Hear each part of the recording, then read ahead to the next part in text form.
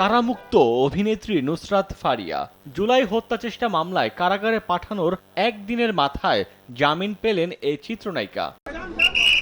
মঙ্গলবার বেলা 3:30টার দিকে তাকে বহনকারী গাড়িটি গাজীপুরের কাশিমপুর কারাগারের প্রধান ফটক দিয়ে বের হয়। এর আগে তাকে নিতে বোন লামিয়া ও তার মামা জামিনের কাগজ নিয়ে কারাগারে প্রবেশ করেন। এইটা আসলে একটা হয়রানিমূলক মামলা। এটা পরিষ্কার এবং স্পষ্ট যে যখনই এই ঘটনা ঘটে দেখেন এখন কিন্তু সর্বস্তরের মানুষ চলে এসেছে এবং তার পক্ষে কথা বলছে এবং আমরা কখনোই চাই না যে একজন আর্টিস্টকে এইভাবে করে আসলে হয়রানির শিকার করা হোক। সারা রাত ঘুমাইতে পারিনি ভাইয়া, ওর মতো একটা ইনোসেন্ট মানুষের এরকম জিনিস কখনো ফেস করতে হবে। এর আগে রোববার হযরত শাহজালাল আন্তর্জাতিক বিমানবন্দর থেকে ভাটারা থানার হত্যাচেষ্টা মামলায় গ্রেফতার করা হয় অভিনেত্রী নুসরাতকে। সোমবার মামলার শুনানি শেষে আদালত তাকে কারাগারে পাঠানোর নির্দেশ দেন। একই সঙ্গে জামিন শুনানির জন্য 22 মে দিন ধার্য করেন।